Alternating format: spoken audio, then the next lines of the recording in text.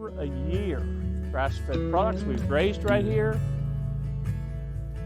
and grass out here as you see it. It's amazing. You can do it on a grass-fed diet. You really can. I'm Jeremy. I'm with Evans Family Ranch, and I'm the vegetable production manager. And we are going to go through our main grow house and talk about seedlings.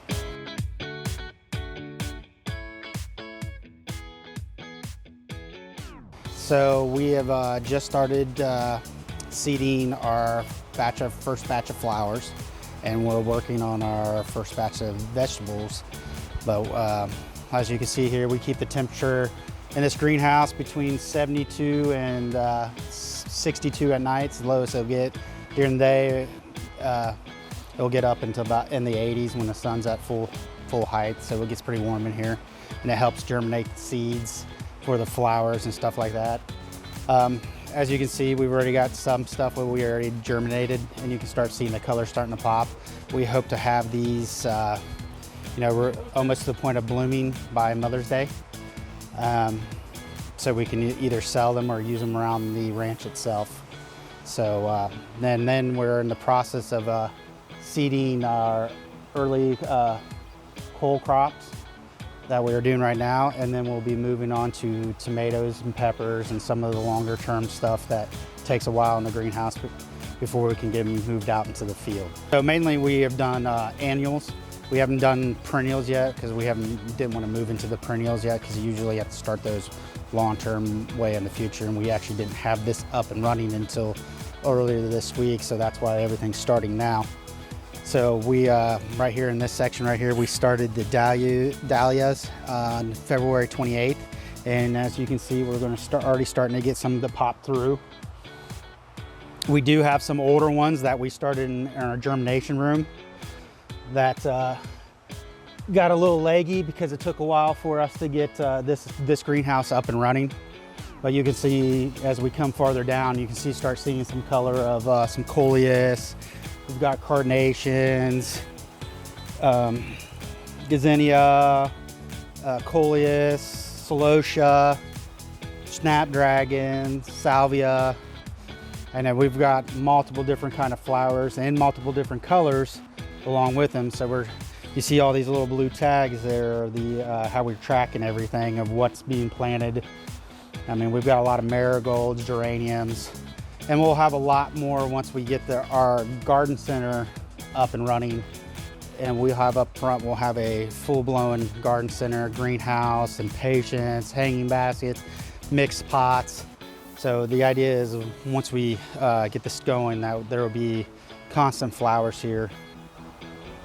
So this is our first batch of flowers. We'll actually be doing multiple plantings throughout the years, so we constantly have flowers coming in to bloom and everything.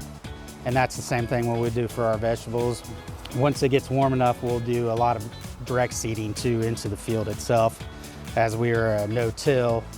So there will be no equipment once we get our beds made. Those are permanent beds, and what we'll do is we'll direct seed and also have stuff that we started here and plant directly into the ground.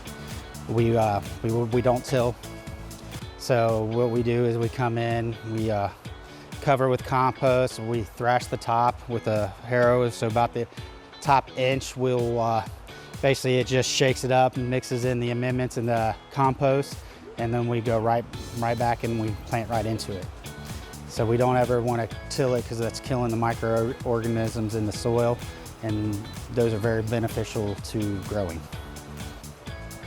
We actually started some tomatoes here at the ranch under lights, and we have moved them on and they're transplanting them to larger tubs, because these we're trying to get our first crop by the beginning of May so we can start getting baskets together to take to restaurants, take to local vendors and stuff like that.